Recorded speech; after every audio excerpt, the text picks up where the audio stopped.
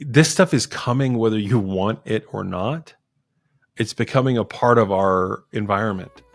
And I know there are a lot of people who are kind of like cautious with it. My recommendation is go ahead and start to use it now and start to become comfortable with it.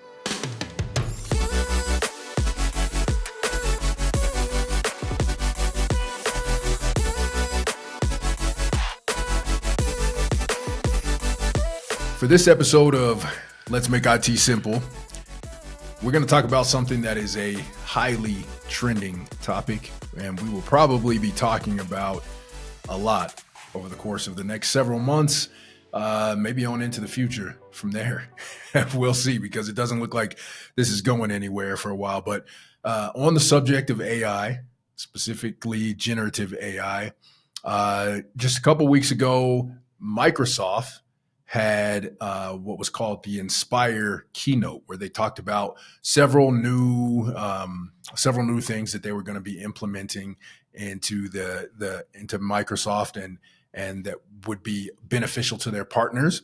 And one of the things that they were talking about in that keynote is something that they've already rolled out, something that we're actually currently using right now, and something we're going to go in depth in and talk a little bit about today.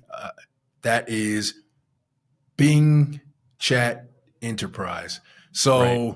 To get us started, Travis, what is Bing Chat Enterprise, and why is it worth us talking about today? Yeah. So Bing Chat Enterprise is essentially Microsoft bringing the power of OpenAI's ChatGPT into your Edge browser and into the Bing search, which is really, really cool. And it's available to Microsoft 365 users who have the right level of licensing. And so, in fact, and I've got the website pulled up. If you want, I'm going to go ahead and share my screen out here. There we go. All right. Took a second there to get the right thing. So if you look right here, I've got the Bing Chat Enterprise pulled up, talking about this product. And if you look down at Bing Chat Enterprise is available in preview. So it's not fully baked yet, but it's a lot of fun and worth checking out. You do have to be a Microsoft 365 user, and you do need to have an E3, E5 business standard or business premium license. So that's currently the requirement. What are some of the benefits of using OpenAI? I know people are, or what are some of the benefits of using it here? People are concerned about their data and privacy. And you can see right here, it says commercial data protection. User and business data is protected, will not leak outside the organization. So if you're worried about the things that you're doing with AI going outside of your organization, this is a great place to start using AI in your business, because it's going to keep the data within your Microsoft 365 and Azure environment. So it's going to have the same protections that your email, your SharePoint, your Teams already have. And in fact, it even goes a little bit further and says you can be confident that chat data is not saved. Microsoft has no eyes-on access to it, and it's not used to train the models. So your proprietary information is not going to be used to train the models. And there's more. If you keep scrolling down the page, they talk more about using it for work, managed access, etc. But let's jump in real quick and look at how to get there.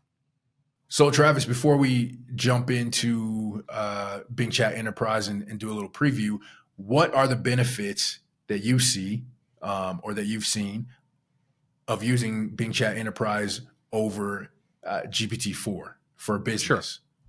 Yeah, good question. So for one, GPT-4, you have to pay $20 a month for it. And if you're already licensed with, again, E3, E5, Business Standard, Business Premium, you have this. So you don't have to pay the extra $20. And if you've got, 50 employees that you want to give this to, you're saving $20 a month per employee by not having to sign them up over at OpenAI. So that's the first thing. Second thing, as we just talked about, the data is here. It's private. Now, you might think, well, but you can make it private in GPT-4. That's true, but it's not private by default there. So you'd have to go in, you have to actually turn off the history, I think is what you have to do. And that makes it private. And that's something you could forget to do. and now you have the potential. See, it has the potential to not be private. Where this is by default, it's private. You don't have to think about it. It's ready to go for your organization. It's already contained within your Microsoft 365 environment. So right off the top, those are the two big advantages. Also, it's baked into your Edge browser. Now, I know a lot of people are probably still using the Chrome browser. I get it. But I got to be honest with you, Edge browser is good. I'm shocked. I never thought I'd say that I want to use the Microsoft browser, but it is good if you have Microsoft 365. And it is Chrome at the end of the day anyways. So you're getting a lot of the same experience. But if you're already in Microsoft 365, you already use the Office suite, try the Edge browser. It's actually worth it. Something I want to point out, you need to be signed in. You see right here, I'm signed into my work account. So you need to actually sign in to the browser with your work credentials for this to work.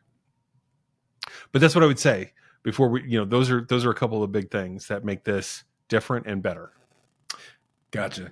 That makes sense. For the individual user, if you don't have access to this, then GPT-4 obviously It's great. It's running off the same generative AI solutions there. But if you're a business, then this just makes sense. So do you want to take us into it? Yeah, let's dive in. And you know what? I'm going to say one more thing. If you do have OpenAI, there's a couple advantages there too, that they have plugins right now that you can play around with. I haven't seen any plugins over here yet. So that is an upside to the OpenAI account. I still have an OpenAI account, and I do use the plugins a little bit. But yeah, definitely if you want to save a couple of bucks, go this route. Now, how do we use it? Well, first you have to enable it. So talk to your sysadmin, whoever's in charge of your network, have them enable it for you if you have the correct licensing. If you don't, upgrade your licensing and then have them enable it for you.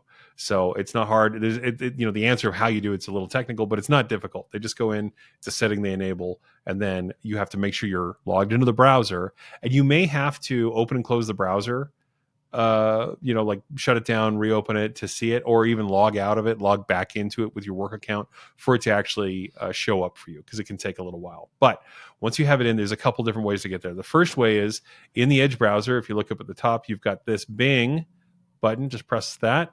And now if you look here, we are in Bing Chat Enterprise. So that's the easiest way to get there, is to open up the sidebar. There is another way, which is you can go to bing.com/chat, and I'll close the sidebar. Here it is here as a full page.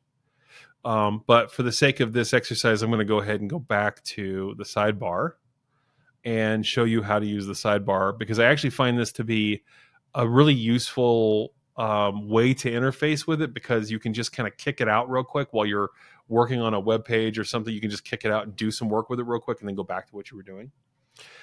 It gives a couple examples here. You could use this to write, prepare a successful sales pitch, compare online and offline marketing strategies, create a SWOT analysis about environmental goals and impact. These are just a couple ideas that you can click on, and it kind of walks you through how that works. Something you need to know: choose a conversation style. As you change, click on these buttons, you will make things more precise, more professional. So you may not need the most creative copy if you're trying to write a standard operating procedure, for instance, right? Excuse me, which is something we're going to try.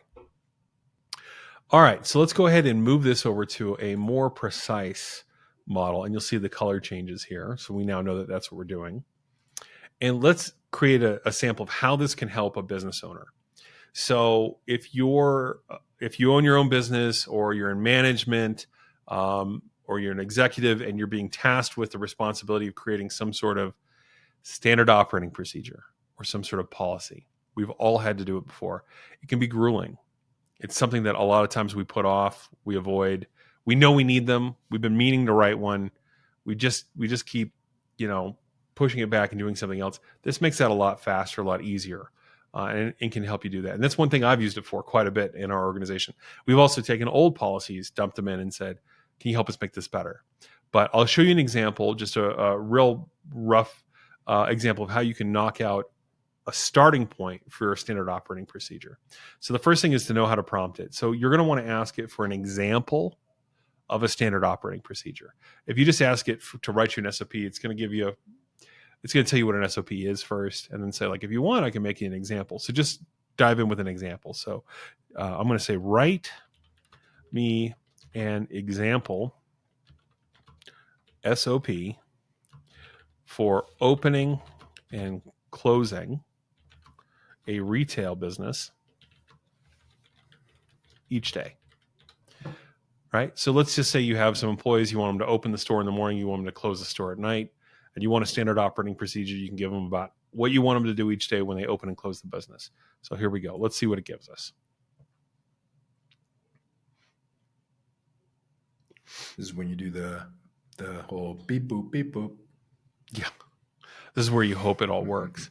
All right, so here it's going to tell us to arrive at a certain time, disarm the doors, etc. It gives us 9 sort of bullet points for opening, and then now it's into closing. It's going to give us 8 closings. Here you go. Is there anything else you would like to know? So let's see what it came up with. Basic stuff, right? Arrive 30 minutes before the opening time, disarm the security system, unlock the doors, turn on all the lights, including the display lights and outdoor signage. Check the cash register, restock the shelves, check the cleanliness of the store, turn on all equipment, right? It may not have everything you want for your business, but it probably has a lot of the things you want. It's a great place to start. So you just had this knockout, a starting point for your SOP. You can take this, you can copy it, drop it into a Word document, and in fact, I think there even is, there's a copy button right here. So just go up, copy it, drop it into Word, and then you've got a starting point for your SOP. But let's say you want more than an SOP, because an SOP says, here's how you do things. But maybe you want a policy sort of governing who does it. So you can say, now write me an example policy to go along with this SOP. All right. So now we're going to have a policy that sort of governs the SOP. Who's supposed to do it? What happens if you can't do the responsibilities you've been given? All right, here we go.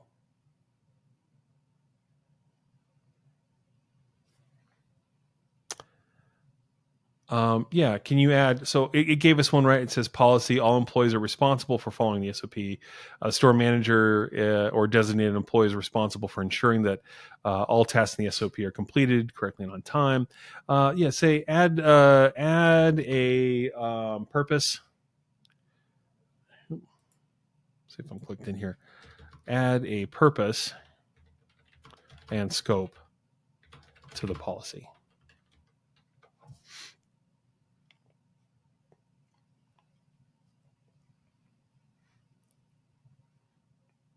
There we go.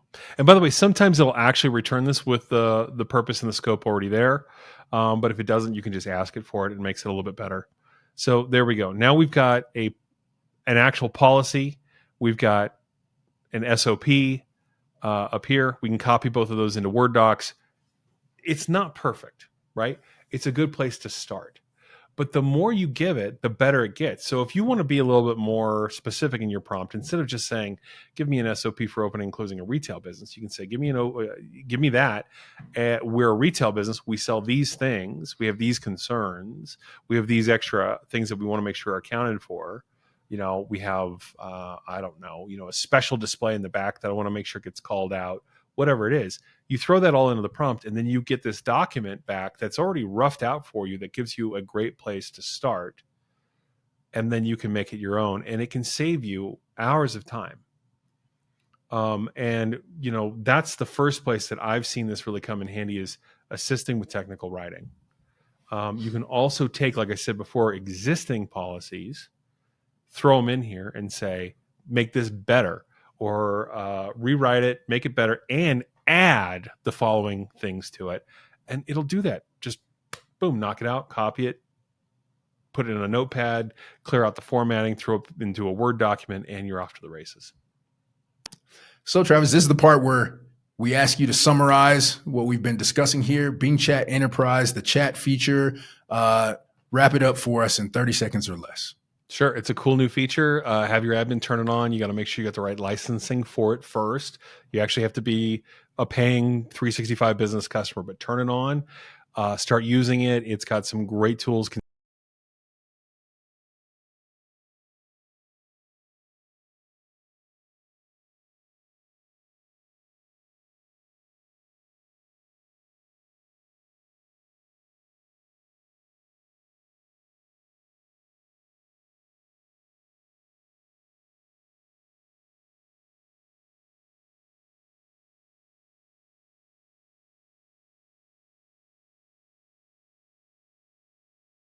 speed up your workflow, can help you write standard operating procedures, can help you write different documents for sales. And the important thing is the data is safe and secure.